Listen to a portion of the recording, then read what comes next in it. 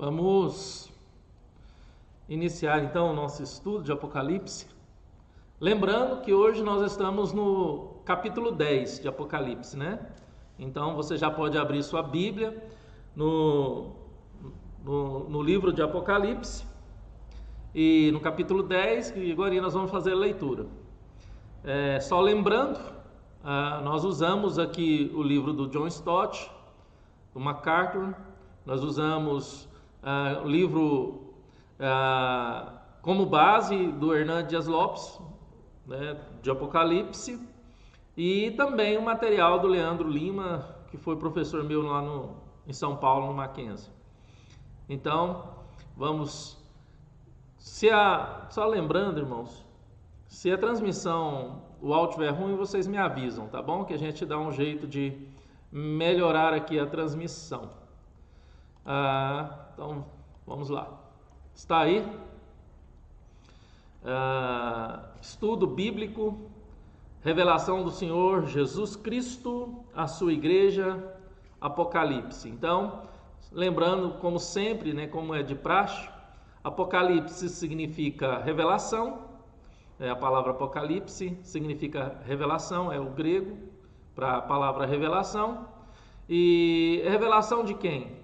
Revelação do Senhor Jesus Cristo na ilha de Patmos ao seu filho, ao seu discípulo João, tá? Que estava naquela ilha ali como prisioneiro. Então ele escreveu a João para endereçar a essa carta às 7 igrejas, nas quais falamos dessas 7 igrejas no início desse estudo.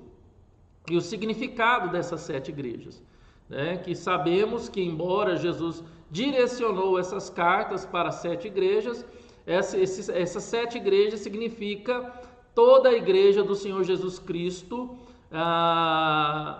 essa igreja universal, que é constituída da igreja triunfante, daqueles irmãos que já partiram, né? E da igreja militante, dos irmãos que fazem parte do presente e estão vivos, né? E daqueles irmãos que ainda vão nascer.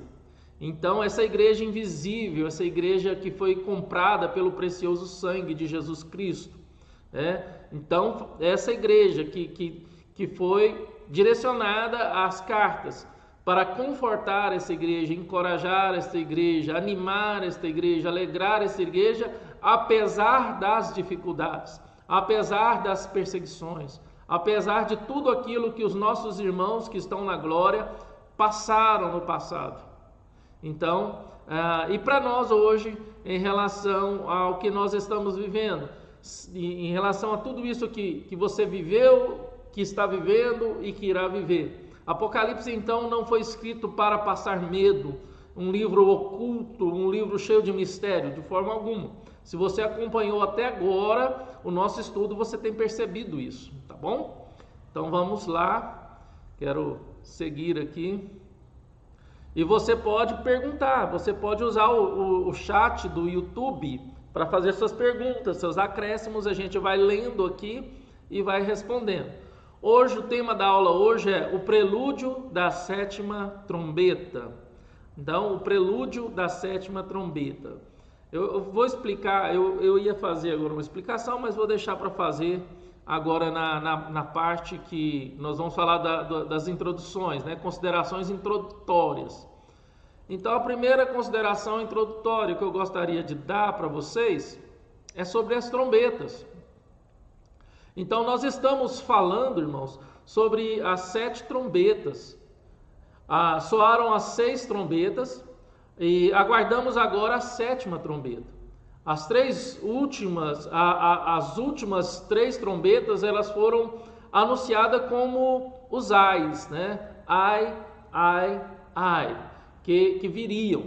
A 5ª trombeta foi anunciada os gafanhotos saídos do abismo que vieram para atormentar os homens que não têm o selo de Deus, né? Então, aquela cavalaria do inferno, a cavalaria infernal de demônios que veio para atormentar aqueles que não têm o selo de Deus. Nós falamos que as pessoas que têm os selos de Deus são as pessoas que têm o Espírito Santo. O Espírito Santo é o selo de Deus na vida dos seus filhos. O Espírito Santo é o selo. Lembra que eu falei sobre quando Jesus foi assunto aos céus e que falou que para os seus discípulos esperar em Jerusalém até que do alto eles fossem revestidos de poder? Então veio em Pentecostes esse poder que foi o batismo com o Espírito Santo, e veio esse selo do Senhor dando para eles autoridade, dando para eles de fato esse poder que eles precisariam para cumprir a missão deles, né? Então, e esse selo, esse selo que os discípulos receberam, esse selo ele veio de fato com poder exigido, que necessário para aquela época que eles viveram. Então, não quer dizer que se hoje eu não tenho o mesmo poder ou os mesmos dons, não faço os mesmos sinais e prodígios que os discípulos, os apóstolos fizeram no primeiro século, que eu não sou selado de forma alguma. Nós percebemos e nós vimos que o selo ele se dá no arrependimento verdadeiro no coração, né? Que se leva à verdadeira metanoia, que é a conversão de corpo e mente. A pessoa muda a sua maneira gradativamente através da ação do Espírito Santo, tornando aquela pessoa cada dia melhor, cada tempo melhor. Essa é a ação do Espírito Santo na vida da igreja, na vida dos seus filhos, tá bom? Então vamos para o segundo tópico. A sétima trombeta. Quando agora falamos e vamos falar da sétima trombeta, quando essa trombeta tocar, não haverá mais chance para os pecadores. A sétima trombeta, ela aponta para o juízo final. Será tarde demais, será tarde demais. E o terceiro tópico é o interlúdio e o prelúdio. O que eu quero dizer com interlúdio e o prelúdio, eu vou até explicar naquela hora da introduçãozinha, mas eu lembrei que eu vou explicar isso agora. Não sei se vocês lembram que o primeiro capítulo, e vai ter também no capítulo 11 e 14, eles são interlúdios antes do juízo de Deus. Antes de cada juízo de Deus, juízo final, há um interlúdio, há um prelúdio. A gente percebeu isso nos outros capítulos. Então, assim como entre o sexto e o sétimo capítulo, ou o sexto e o sétimo selo, desculpa, houve uma mensagem de consolo para a igreja, mostrando os santos em sua glória, também entre a sexta e a sétima trombeta haverá um interlúdio, com a mensagem do anjo forte trazendo um livrinho aberto em sua mão. Vamos ver isso claramente neste capítulo. O primeiro interlúdio, ele salientou a segurança e a glória do povo de Deus, perseguido, oprimido por aquele sistema. Esse interlúdio agora, esse prelúdio agora descreve uma mistura de doce e amargo. Doce e amargo. Vamos lá, para que a gente possa entender? Abra sua Bíblia no capítulo 10 de Apocalipse. Eu vou ler pela tela que está do meu lado direito, para que eu possa acompanhar junto com vocês, tá bom? Vai aparecer o cursor do meu mouse e eu vou seguindo aqui. Então, Apocalipse capítulo 10, dos versos 1 ao 11. Então, primeira parte de 1 ao 6. Então, está aqui. Vi outro anjo forte descendo do céu, envolto em nuvem, com arco-íris por cima de sua cabeça. E o rosto era como o sol, e as pernas como colunas de fogo. E tinha na mão um livrinho aberto. Pôs o pé direito sobre o mar e o pé esquerdo sobre a terra. e bradou em grande voz, como ruge um leão. E quando bradou, desferiram os 7 trovões e as suas próprias vozes. Logo que falaram os 7 trovões, eu ia escrever, mas ouvi uma voz do céu dizendo: guarda em segredo as coisas que os 7 trovões falaram e não as escrevas. Então o anjo que vi em pé sobre o mar e sobre a terra levantou a mão direita para o céu e jurou por aquele que vive pelos séculos dos séculos, o mesmo que criou o céu, a terra, o mar e tudo quanto neles existe, já não haverá demora. Mas nos dias da voz do 7º anjo, quando ele estiver para tocar a trombeta, cumprir-se-á então o mistério de Deus, segundo ele anunciou aos seus servos, os profetas. A voz que ouvi, vinda do céu, estava de novo falando comigo e dizendo: vai e toma o livro que se acha aberto na mão do anjo, em pé sobre o mar e sobre a terra. Fui, pois, ao anjo dizendo-lhe que me disse o livrinho. Ele então me falou: toma-o e devora-o. Certamente ele será amargo ao teu estômago, mas na tua boca doce como mel. Tomei o livrinho da mão do anjo e o devorei, e na minha boca era doce como mel. Quando, porém, o comi, o meu estômago ficou amargo. Então me disseram: é necessário que ainda profetizes a respeito de muitos povos, nações, línguas e reis. Amém. Amém, irmãos. Nós já oramos. Nós vamos falar agora a descrição do anjo forte. Nós vamos falar sobre essa descrição. Eu não sei, irmãos, tem 2 formas para me apresentar isso para vocês. Tem essa forma com a minha telinha e tem essa forma aqui, que eu vou mostrar para vocês aqui também, que talvez para vocês fica melhor. Então, qual forma vocês preferem? A tela inteira com o versículo e a gente vai falando, ou dessa forma aqui, com a telinha e a apresentação do lado? Tá? A gente pode apresentar dessas 2 formas. Tá? Qualquer coisa vocês me falam e eu volto, tá? Então vamos lá. Quando a gente... a primeira parte, ela vai... ou a primeira perícope, que quando a gente fala de perícope, irmãos, é aquilo que fala do mesmo assunto, tá bom? Toda perícope toda porção de texto bíblico que é perícope tem uma ideia central, quer dizer, é o mesmo assunto. Então, embora há umas nuances diferentes que eu vou explicar aqui logo posterior, o versículo de 1 ao 7 fala de um mesmo assunto, que é a descrição do anjo forte. Então vamos entender essa questão da descrição de um anjo forte. Obrigado, Rosângela, por manifestar aí que é melhor a tela inteira. Então vai ser legal para vocês prestarem bastante atenção na tela inteira aí, tá bom? Então vamos lá. Então há mais, irmãos, há mais de 60 referências aos anjos no livro de Apocalipse. Há mais de 60 referências aos anjos no livro de Apocalipse.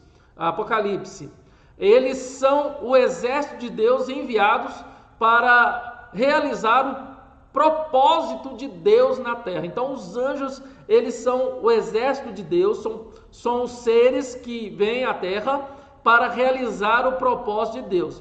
Raramente, irmãos, pensamos neles como espíritos ministradores em nosso favor. Se você puder abrir a sua Bíblia em Hebreus 1,14. Hebreus 1,14. Tenha uma Bíblia aí do seu lado. Pegue a Bíblia, coloque a Bíblia aí do seu lado. Vamos abrir as nossas Bíblias em Hebreus 1,14.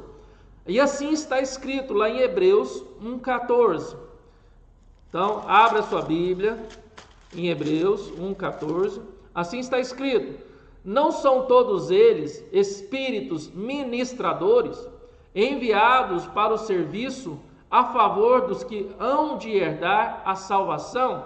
Então, esses espíritos ministradores enviados a serviço a favor daqueles que vão herdar a salvação são os anjos. Está falando claramente aqui o autor aos Hebreus, que uns considera como Paulo, outros considera como Apolo, está falando aqui dos anjos, tá? Que estão ao serviço daqueles que vão herdar a salvação, ministrando a favor daqueles que vão herdar a salvação.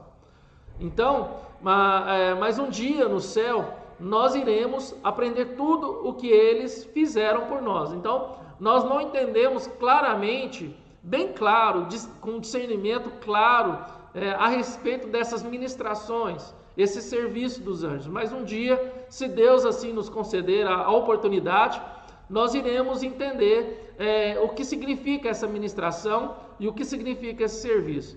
Eu creio que no céu não vai ser a nossa preocupação. Acho que a gente não vai chegar lá no céu e vai ficar assim para Deus, né? O que significa isso? O que significou aquilo? O que era aquilo?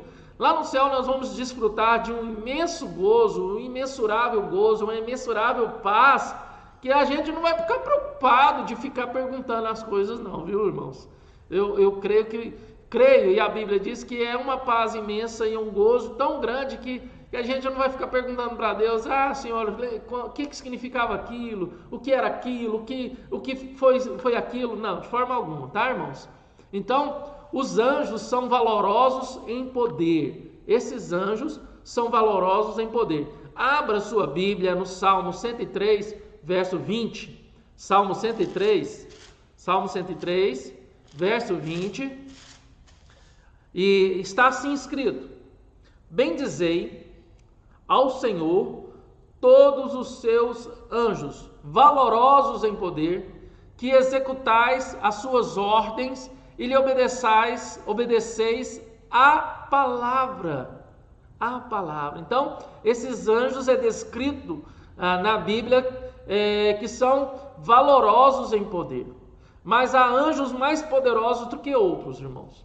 Aqui temos um anjo forte. Esse anjo de Apocalipse, desse texto que nós estamos estudando essa manhã, a descrição dele é de um anjo forte. Tem grande semelhança com o próprio Deus e com o Cordeiro, tá? Em alguns estudiosos, irmãos, eles entendem que esse anjo forte é uma descrição do próprio Cristo glorificado, conforme ele se apresentou a João no capítulo 1, irmãos. Outros estudiosos, entretanto, creem que ele é um anjo que vem direto da presença de Deus e do Cristo ressurreto. Eu pessoalmente, irmão, sou mais favorável a essa linha desses estudiosos, que é um anjo que vem direto da presença de Deus e do Cristo ressurreto, tá bom? Então, irmãos, há semelhanças estreitas entre esse anjo e o próprio Cristo. Há, de fato, viu, irmãos, essa semelhança. Mas, contudo, irmãos, no Apocalipse, anjos são sempre anjos. Anjos vão ser sempre anjos. Cristo nunca é chamado de anjo. Esse anjo não recebe adoração. O Apocalipse nunca confunde o Senhor que está sentado no trono com os seus emissários que descem à terra. Então há uma diferença entre Deus soberano, Cristo o Cordeiro e qualquer outro tipo de anjo, tá bom? Então é necessário entender, né, que esse anjo forte é um enviado de Deus, direto do trono de Deus, direto da presença do Cristo ressurreto. Então, esse anjo, irmãos, anunciará a 7ª trombeta, que virá, e aí virá o fim, tá? Abra sua Bíblia em 1 Coríntios, Em 1 Coríntios 15, verso 52, 15 e 52. 1 Coríntios 15 e 52. Assim está escrito: no momento, no abrir e fechar de olhos, ao ressoar da última trombeta, a trombeta soará, os mortos ressuscitarão incorruptíveis, e nós seremos transformados. Nós seremos transformados. Então, Paulo fala dessa última trombeta em 1 Coríntios 15, 52. Interessante, né, irmãos, quando Paulo fala dessa trombeta em 1 Coríntios, como que Paulo sabia dessa trombeta se Apocalipse ainda não tinha sido dado a João? Você lembra que Paulo falou que conhecia um homem que foi até o terceiro céu e viu coisas incríveis e presenciou coisas incríveis? Então, tenho certeza, e alguns estudiosos também falam, que Paulo ele teve também algumas revelações no fim do tempo. Tanto é que isso e que está em 1 Coríntios prova essa questão.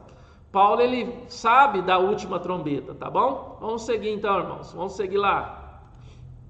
Vamos seguir. Então, irmãos, este anjo ele desce do céu envolto a uma nuvem. Então tá aí no seu versículo, tá sublinhado de vermelho, tá na tela do seu celular. Ele desce envolto de uma nuvem. Então Deus conduziu o povo de Israel. Se você lembra isso lá em Êxodo, ele conduziu o povo de Israel em uma nuvem luminosa. Então, de dia era uma nuvem que trazia frescor para o povo de Israel, e de noite essa nuvem era uma nuvem luminosa. Essa nuvem ela servia tanto para guardar, cuidar do povo, quanto para direcionar. Então, se você já leu Êxodo, você lembra dessa nuvem, dessa coluna de nuvem. Então, Deus sempre usou nuvens. Ele identifica-se algumas coisas no Antigo Testamento com nuvens. Outra coisa que nós vemos também em Êxodo,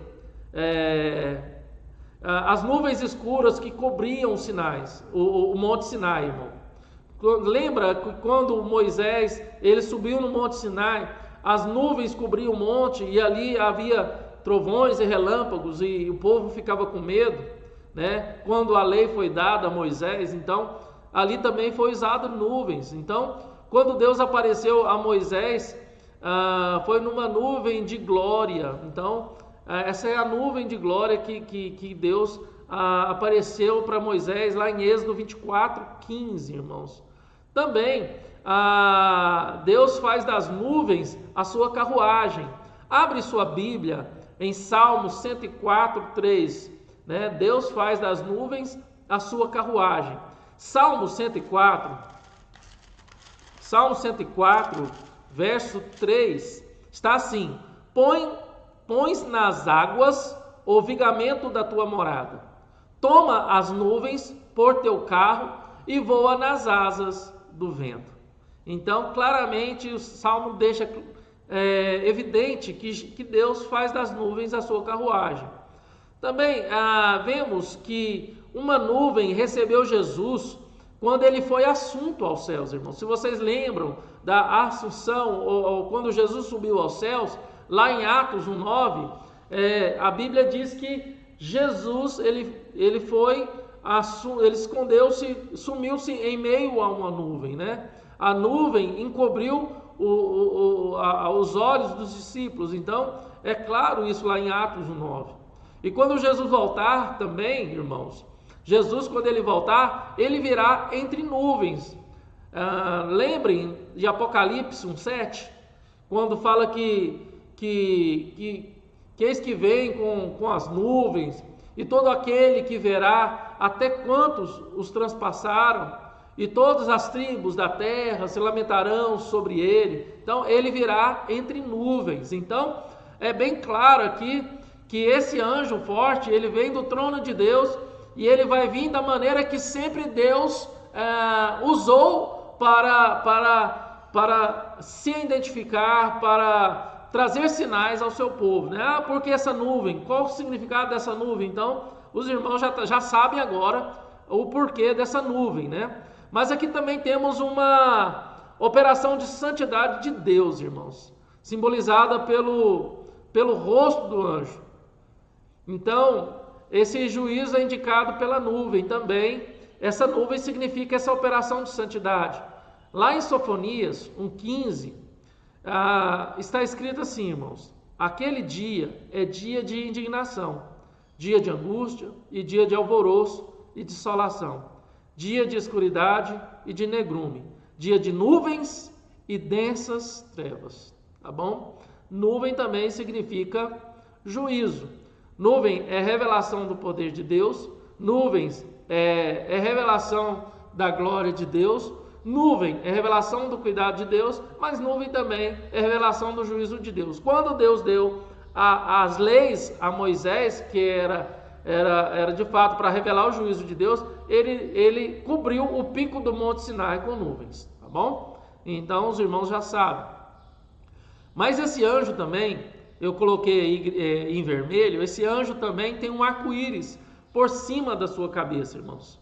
Qual o significado desse arco-íris? Então, nós percebemos, e você percebeu, e eu falei sobre isso, lá em Apocalipse 4,3, há um arco-íris que aparece em redor do trono de Deus. Ao redor do trono de Deus há um arco-íris. Então, esse arco-íris, ele fala da misericórdia de Deus. Esse arco-íris fala dessa misericórdia de Deus. Não sei se vocês lembram da aliança que Deus fez com Noé, que nunca mais iria destruir a terra com água, e o símbolo dessa aliança com Deus, dessa aliança de Deus, dessa misericórdia de Deus, foi que Deus deu o arco-íris. Toda vez que o homem olhar para o arco-íris, ele lembrará que Deus fez uma aliança que não irá mais destruir a terra e todos os seres com água, tá bom? Então, o arco-íris, toda vez que você vê na Bíblia, no Apocalipse, a palavra arco-íris vai apontar para a misericórdia de Deus, para a aliança de Deus, para a bondade de Deus, tá bom? Então, mais uma coisa você aprende hoje nesse texto, tá? Então, por que Apocalipse traz consolo? Então, vocês estão percebendo, irmãos, o consolo de Deus para a igreja, através dos significados.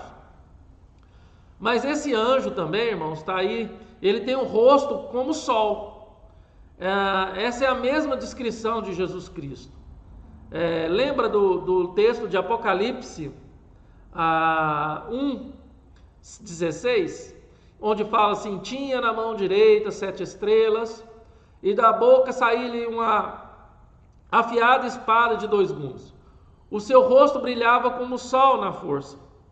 Então, fala de fato, o seu rosto brilhava como o sol em sua plena força.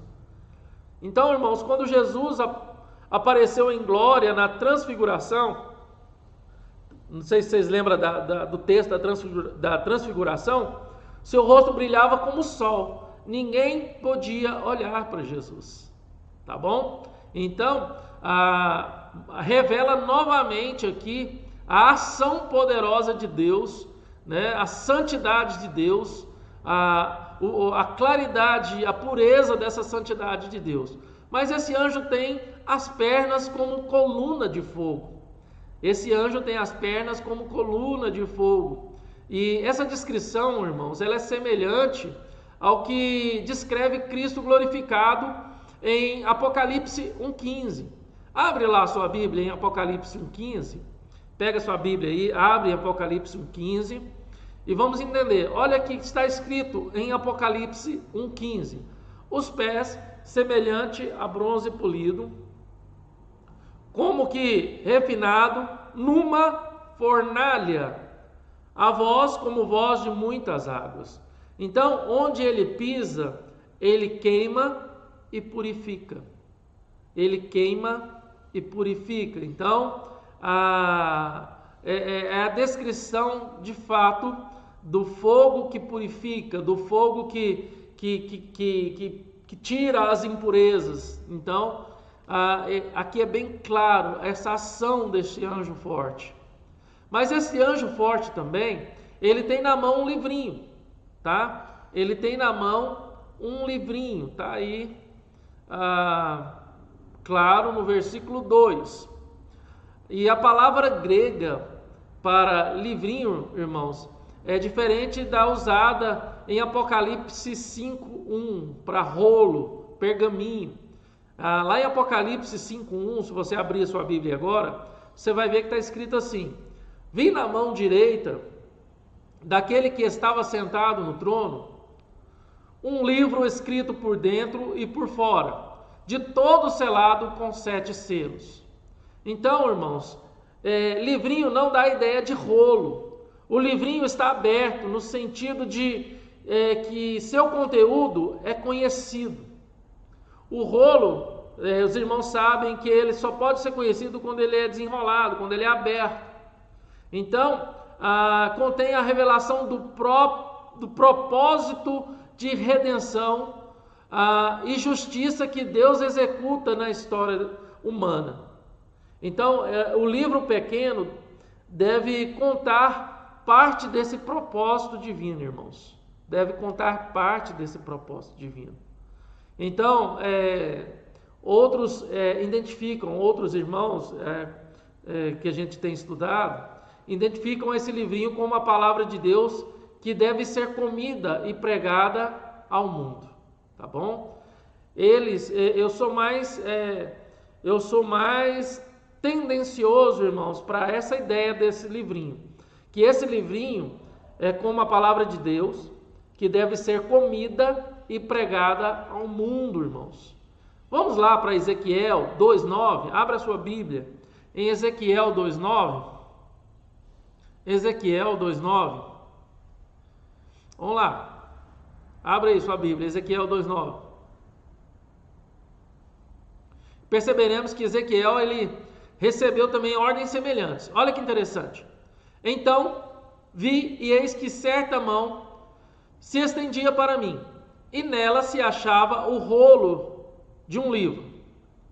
E me disse: filho do homem, dá de me comer ao teu ventre, e enche as tuas entranhas deste rolo que eu te dou.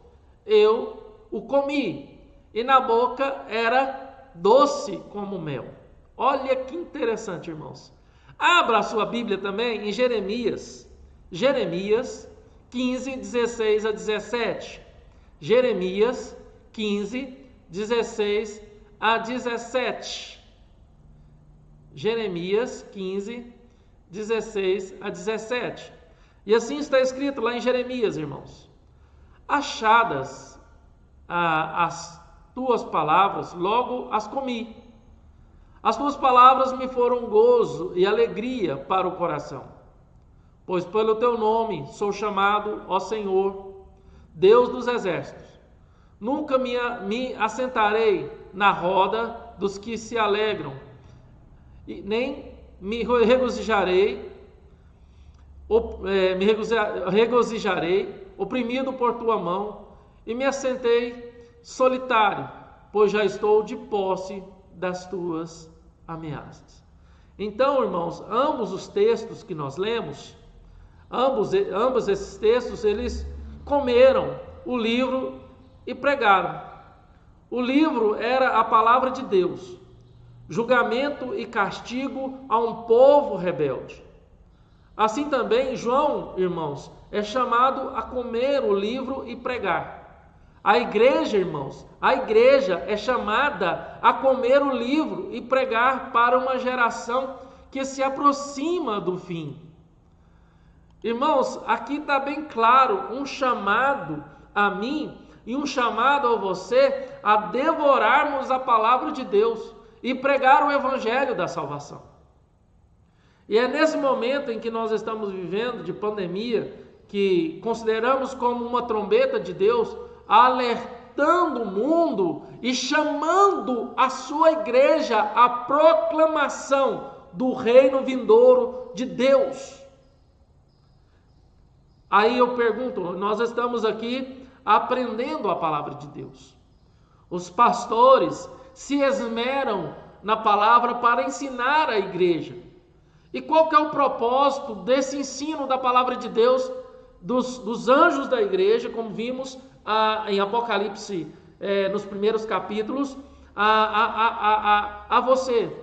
Por que nós, pastores, pregamos para você? Por que nós, pastores, ministramos a palavra, pregamos, damos estudo bíblico? É apenas para alegrar o seu coração? É apenas para que você tenha uma semana boa? Apenas para você ouvir a mensagem de Deus e se sentir bem porque Deus falou com você através da palavra? Não, irmãos, de forma alguma.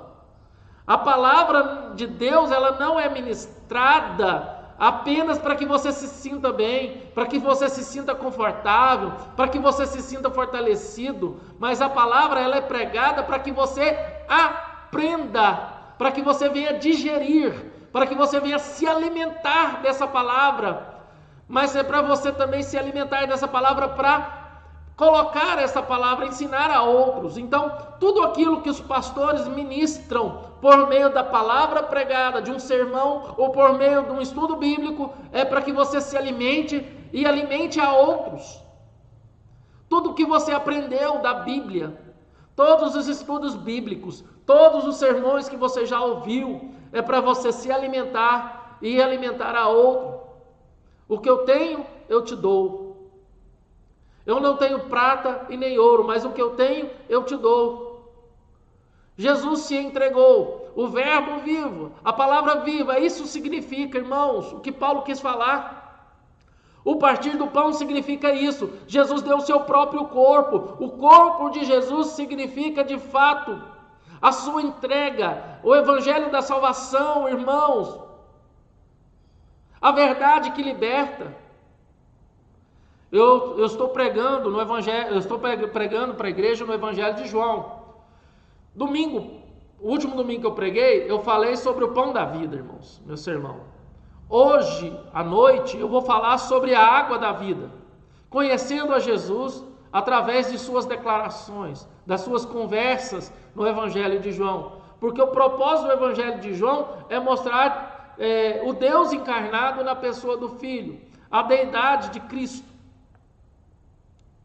Irmãos, e é bem claro, os sermões que você ouviu, os estudos bíblicos que você ouviu, não é para te deixar obeso espiritual. Não é assim que acontece com o nosso corpo? Quando a gente come e não gasta a energia suficiente para queimar as calorias que nós ingerimos, o que vai acontecer com essas calorias? Elas vão se depositar no nosso corpo, sendo transformadas em quê? Em gordura. E nós vamos ficar o quê? Gordos. Porque a gente mais ingere calorias do que gasta essas calorias. A gente não transforma essas calorias em energia. Por isso que engordamos. E eu lembro do Hernandes Dias Lopes pregando um sermão, ele falando de muito crente gordo. Muito crente gordo, obeso, obesidade mórbida, porque ingere a palavra de Deus, mas retém para si. E a palavra de Deus, ela não é para ser retida. O que você aprendeu até hoje, o que foi ministrado na sua vida, é para você repartir. É para você repartir a outros. Ministre sempre, fale sempre, seja por telefone, seja por mensagem, porque é o momento que nós estamos vivendo, que não podemos, estamos vivendo um isolamento social, um afastamento social. Então, mande mensagem de áudio, mande mensagens escritas, fale do amor de Deus, fale do amor de Deus. Vamos lá, irmãos, vamos seguir aqui. Mas esse anjo tem também o pé direito sobre o mar e o pé esquerdo sobre a terra. O que significa isso? O pé direito sobre o mar e o pé direito sobre a terra, irmãos. O que significa esse pé direito sobre o mar e o pé direito sobre a terra? Então, Deus ele agora manifesta sua reivindicação de propriedade sobre o mundo inteiro. Pois foi Ele, Deus, quem criou os céus e a terra e tudo que nela há. Então, nas 6 primeiras trombetas apenas, Parte da criação, irmãos, era alvo. Agora está em jogo toda a criação. Isso descreve, irmãos, que que Deus exerce poder em todo o mundo. E a sua palavra é para o mundo inteiro. O mar, a terra representam, irmãos, o mar e a terra, irmãos, representam a totalidade do universo criado. A totalidade do universo criado, irmãos. Tudo foi criado por Deus. Tudo foi criado por Deus. Não há nada que existe na terra que não seja criado por Deus. Que não foi criado por Deus. E Deus mostrará isso. Mas no verso 3, irmãos, este anjo tem a voz como de leão. A voz de leão é uma voz de juiz que se aproxima, irmãos. A voz de leão é uma voz de juiz que se aproxima. A plenitude do juízo de Deus se aproxima. Essa descrição é semelhante àquela dada por Jesus em Apocalipse 5:5. Lembra de Apocalipse 5:5? Abra sua Bíblia em Apocalipse 5:5, que você vai ver que está escrito assim: todavia, um dos anciões me disse: não chores, eis que o leão da tribo de Judá, a raiz de Davi, venceu para abrir o livro e os seus 7 selos. A voz de Deus é semelhante ao rugido do leão, como está lá em Amós 3:8, irmãos. Rugiu o leão, quem não temerá? Falou o Senhor Deus, quem não profetizará? Então, irmãos, a voz de leão é de fato a voz de juízo, tá? Voz de juízo.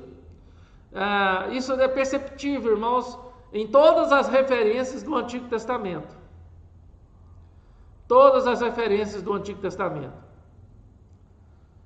Segundo Hernandes Dias Lopes, irmãos, ele faz um comentário. Hernandes Dias Lopes escreveu assim: o leão é o rei dos animais. Quando ele ruge, não tem animal que pie. Todos se silenciam. Quando Cristo bradar, todos vão ouvir a sua voz. Quando Cristo bradar, os 7 trovões, todos os trovões, a artilharia do céu estará pronta para agir. Tá bom, irmãos? A voz de leão é a voz do juízo de Deus. Tá bom? O rugir do leão é o rugir do juízo de Deus. Mas nos versos 3 e 4, este anjo, ao falar, houve-se 7 trovões. 7 trovões. Não nos é informado, irmãos, porque João agora não pode escrever sobre o conteúdo que esses 7 trovões falou para ele. A voz desses 7 trovões foi ouvida por João, mas João não pôde escrever nada do que ouviu através dos 7 trovões. E esses 7 trovões são semelhantes à voz poderosa de Deus, que é como trovão. Se você abrir sua Bíblia lá no Salmo 29:3, Salmo 29:3, está assim: ouve-se a voz do Senhor sobre as águas, troveja o Deus da glória, o Senhor está sobre as muitas águas. Então, irmãos, esse número precisaria ser 7, visto que há em torno do trono 7 espíritos, 7 tochas, 7 chifres, 7 olhos. Esses 7 trovões estão dirigidos aos inimigos de Deus. Representam a totalidade do poder e do juízo de Deus sobre os seus inimigos, os inimigos dos filhos de Deus e os inimigos da igreja. Tá bom? Vamos seguir para a gente estar concluindo agora esse estudo.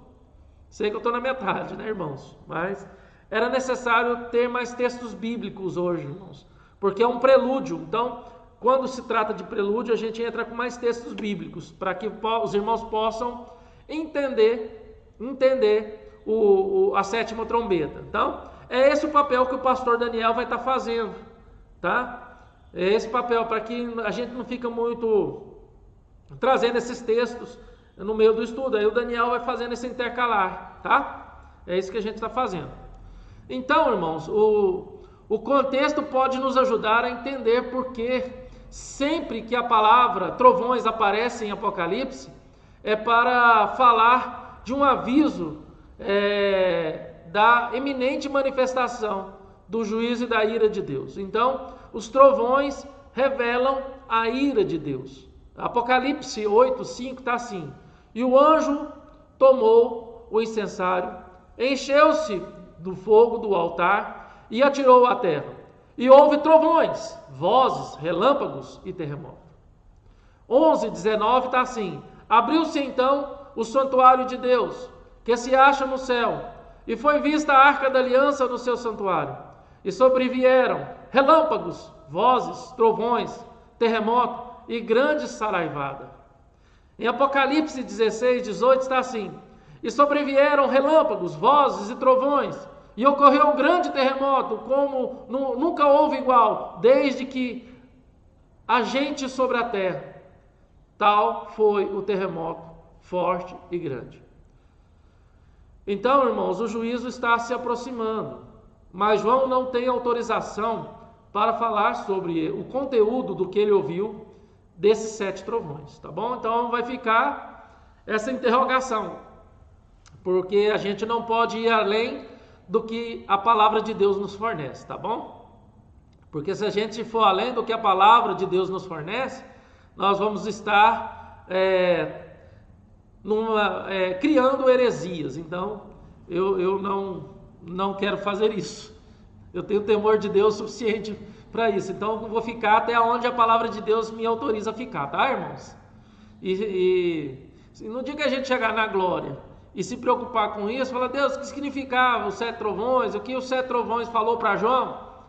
Né? Como eu disse no começo, a gente não vai ficar preocupado em saber isso, tá bom? Apenas o que significa e não o que ele disse, tá? Que o que ele disse foi ocultado, não foi revelado. Então essa revelação semelhante é uma revelação, irmãos, semelhante àquela que Paulo teve do céu, né? Que eu comentei com vocês, lá em 2 Coríntios 12:4. Olha que interessante. Foi arrebatado ao paraíso e ouviu palavras inefáveis, as quais não é lícita ao homem referir. Eu citei esse texto logo no começo, irmãos, quando Paulo fala de que conheceu um homem que foi até o 3º céu. Ele foi arrebatado e ouviu coisas inefáveis. E para muitos estudiosos bíblicos, teólogos, esse homem era o próprio Paulo, tá, irmãos? Era o próprio Paulo. Então é claro que João, irmãos, entendeu, mas não recebeu a autorização para escrever o que ele tinha ouvido. Então nós não devemos especular o que Deus revelou para João através da voz do trovão, tá? Então fica para nós o significado da ordenança para João guardar o segredo sobre as vozes dos 7 trovões, e que é o seguinte, irmãos: não podemos nunca saber e nem descrever todos os fatores e agentes que determinam o futuro, irmãos. Não podemos. Então nem tudo nós vamos poder discernir, mas podemos saber o significado, irmãos. Como nós soubemos o significado dos candeeiros, como nós soubemos o significado dos selos, e estamos aprendendo o significado das trombetas, e iremos aprender o significado das taças, tá? Então, não nos foi dado a saber sobre algumas coisas, e então nós vamos passar adiante.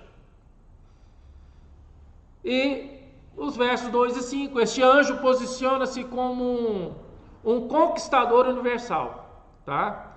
A postura desse anjo, irmão, é a de um conquistador tomando o território. Ele reivindica o mundo inteiro, tá? Ele reivindica o mundo inteiro. É como aquela ordem que Deus deu para Josué: olha, Josué, vai, tenha coragem, entra, e do lugar que pisar eu te dou, pisar a planta dos seus pés eu vou te dar, tá bom? Dessa forma. Então, irmãos, obviamente só Jesus pode fazer esse reclamo. Em breve, irmãos, o anticristo vai reivindicar seu domínio no mundo inteiro. O anticristo vai achar que o mundo é dele e vai reivindicar esse domínio. E vai querer que o mundo inteiro se submeta ao seu controle. Mas somente Jesus recebeu do Pai essa herança. O mundo é de Deus. E esse anjo forte vai reivindicar esse domínio, né, que o anticristo vai estar tendo sobre o mundo, tá?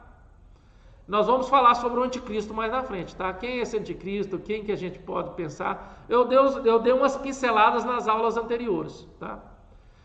Então, irmãos, seguindo, vamos lá.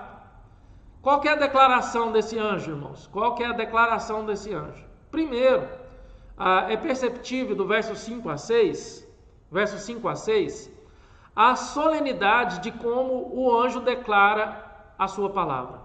Percebe, irmãos, que no texto bíblico há uma solenidade?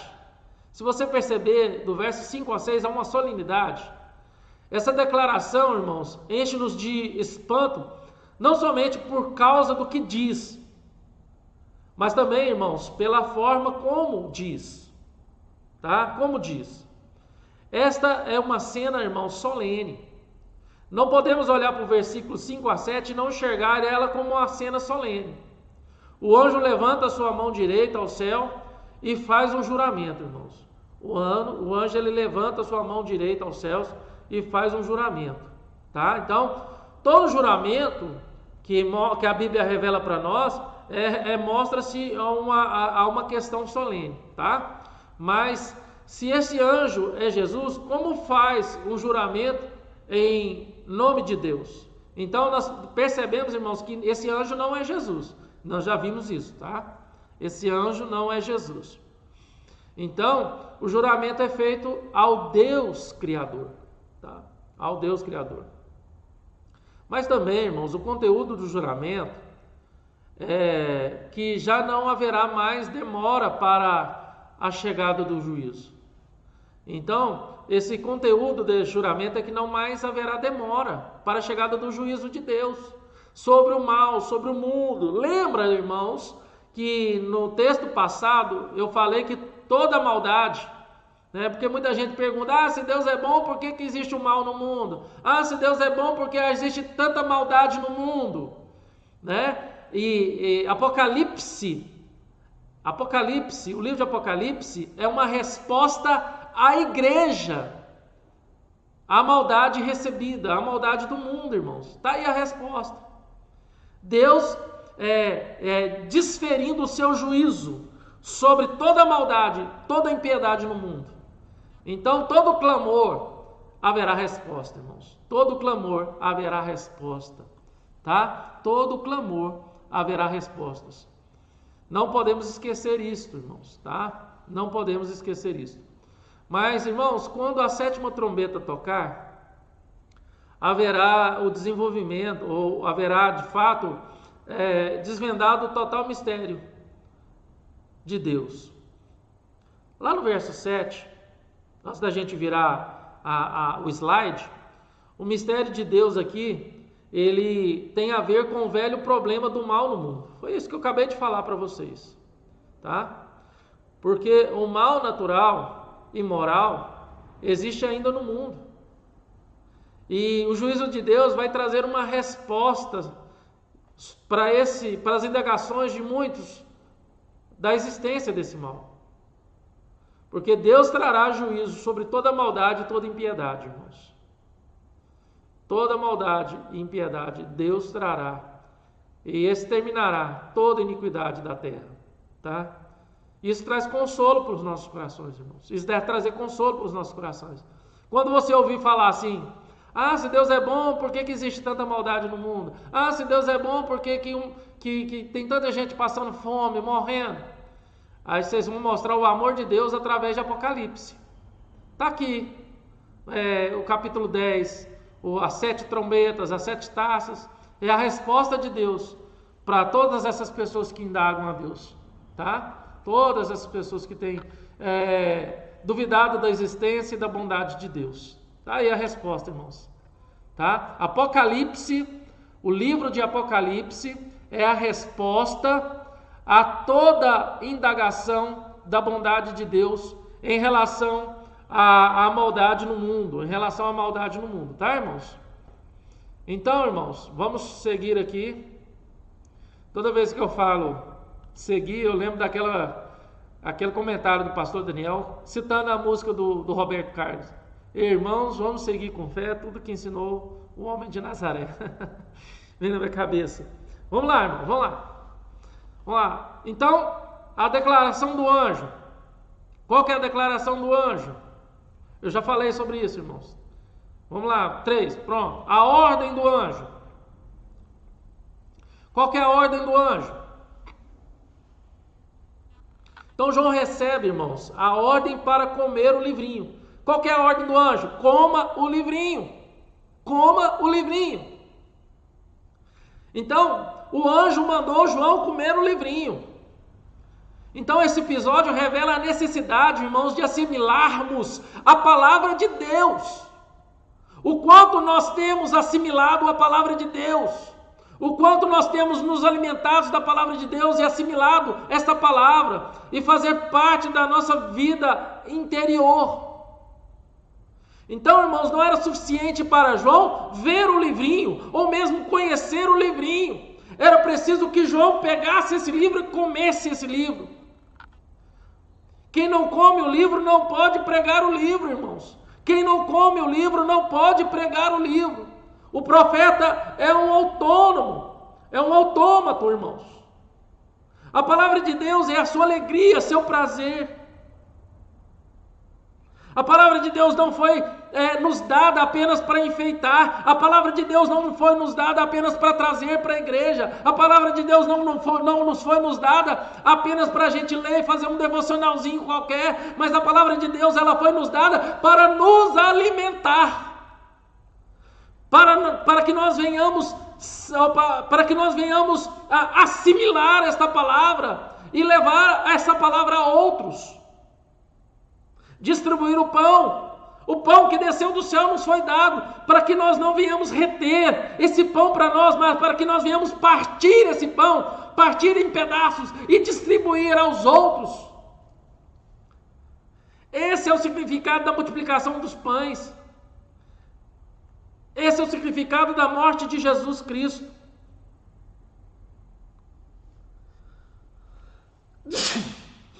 Desculpa, irmãos.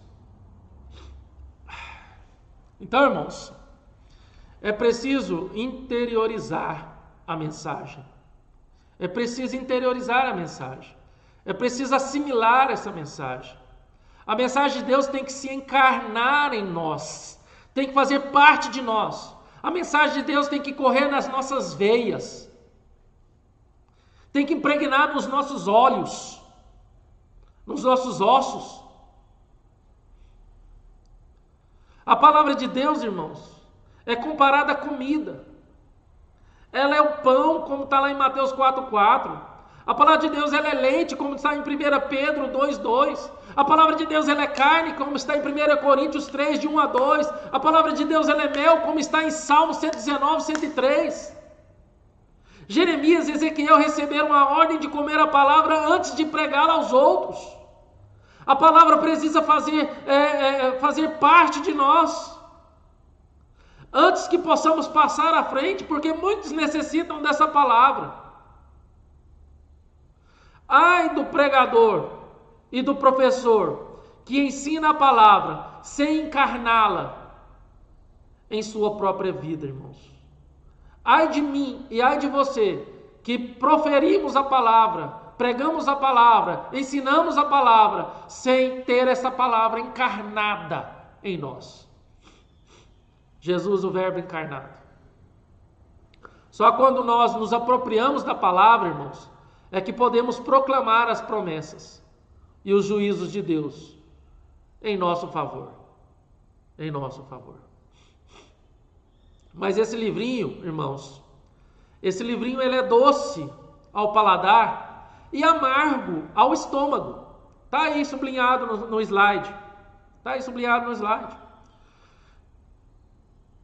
Irmãos, tem uma história que quando um menino judeu, naquela época de Cristo, ele aprendia o alfabeto ele escrevia o alfabeto hebraico, as letras, numa tabuleta de farinha e mel.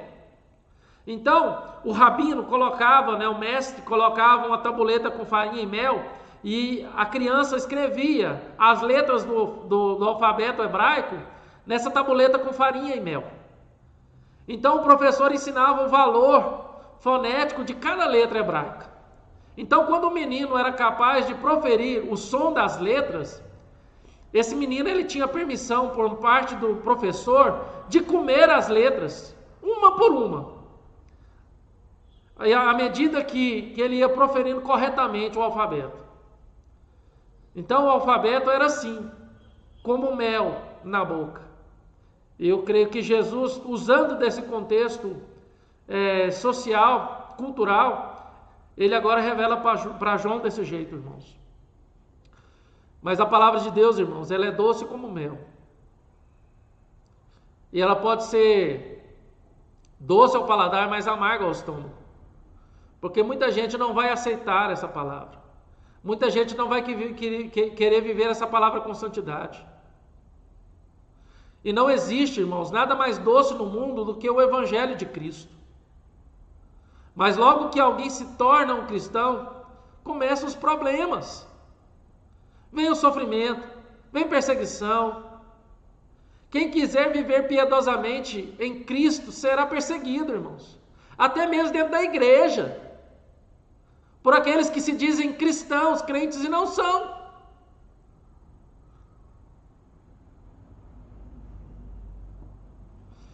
E nós não devemos dar ouvido, irmãos, àqueles que dizem que os problemas acabam quando nós entramos na igreja ou quando nós somos convertidos.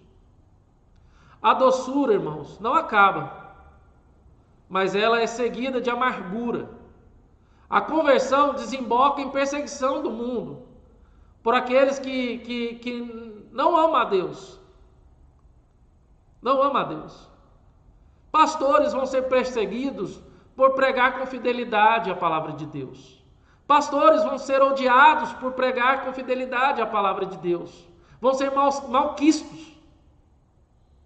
Pessoas vão ficar nervosas, pessoas vão ficar bravas, porque muitas vezes o pastor, por ser fiel à palavra de Deus, ele vai falar o que muita gente não gostaria de ouvir. Podendo até mesmo gente se levantar na hora do culto e ir embora. Porque a palavra não foi doce ao paladar.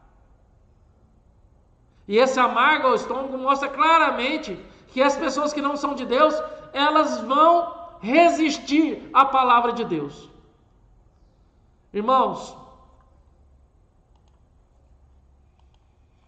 uma coisa séria que eu tenho para falar para vocês é o seguinte. Infelizmente, o que mais nós vemos na nossa atualidade são pessoas querendo ouvir o que elas querem. São pessoas, igrejas que estão abarrotadas de gente, crescendo, inchando, porque está sendo pregado o que elas querem ouvir. Elas não suportam ser abatidas pela palavra de Deus, elas não suportam ser contradizidas ou ser contradizidas pela palavra de Deus. Elas não suportam. Eu já ouvi, irmãos, de um presbítero, não aqui da quarta igreja, graças a Deus, mas de outra igreja que eu passei. Pastor, para de pregar a Bíblia da forma que... Prega aquilo que as pessoas querem ouvir. Prega aquilo que as pessoas querem ouvir. E muitos pastores, irmãos, muitos pastores são tentados a pregar o que os outros querem ouvir e abandonar a palavra de Deus. Por causa de autoaceitação, complexo de inferioridade, medo de perder o emprego, perder o sustento. Irmãos, nós temos que ser fiéis à palavra de Deus. Porque a palavra de Deus, ela é doce ao paladar. E ela que vai nos sustentar na hora da perseguição. Porque em todo momento, na hora da perseguição, nós vamos falar: Deus é fiel. A sua palavra fala que Deus é fiel. Eu não tenho medo. Eu não tenho medo. Vou descansar o meu coração em Deus. Vou descansar o meu coração em Deus. Vamos lá, irmão. Terminando, né? Terminando. Vamos lá. Terminando. Então, irmãos, no versículo 11, tá aí, né? Versículo 11. Este verso determina o significado do pequeno livro. Então, o versículo 11 determina o significado do pequeno livro. Irmãos, ele é uma reafirmação do ministério de João. O fim, irmãos, ainda não veio, mas está às portas. A época final, os dias da sétima trombeta, estão para começar. Então, neste período de cólera de Deus, será manifestada em proporções nunca vistas. E à vista disto, a missão de João é mais uma vez confirmada, irmãos. Então, após digerir o conteúdo do livrinho, João precisará profetizar. É impossível comer o livro e ficar calado. É impossível aprender da palavra de Deus, ouvir sermões e sermões e sermões, estudo bíblico e ficar calado. É impossível guardar essa boa nova apenas para nós, irmãos. Você precisa falar. Você que ouviu sermões, estudo bíblico, você precisa falar, profetiza. E profetizar, irmão, significa pregar a palavra, falar do amor de Deus, na pessoa de Jesus Cristo que nos deu a salvação. Então, o anjo comissionou João a profetizar novamente. Sua obra ainda não tinha terminado. Ele deveria profetizar não a vários povos, nações, línguas e reis, mas sobre ou a respeito de muitos povos, raças e línguas. A profecia de João deve alcançar o mundo inteiro, irmãos. Então o verso 11, irmãos, revela que o trabalho da igreja continua. O trabalho da igreja continua. Este evangelho precisa ser pregado ao mundo inteiro, com rapidez, porque o juízo se aproxima e não tardará. A tarefa é urgente, irmãos. A tarefa é urgente, porque o juízo de Deus se aproxima. Vamos pregar a palavra. Vamos assimilar esta palavra. Vamos nos alimentar dessa palavra, para que essa palavra flua através de nós. Não vamos reter essa palavra em nós. Não vamos reter, tá bom? Então, irmãos, tá aí, conclusão. O juízo de Deus é certo sobre aqueles que se declaram inimigos de Deus, com o objetivo de causar arrependimento, mas são obstinados em sua loucura e se voltam contra Deus. Mas nós somos emissores de Deus, devemos ouvir, comer a palavra e proclamar essa palavra de Deus, para consolo da igreja e juízo ao mundo, tá? Todo ímpio será castigado e toda impiedade será condenada como resposta de Deus às orações da sua igreja. Deus não se cala, tá bom? Fim, meus irmãos, fim.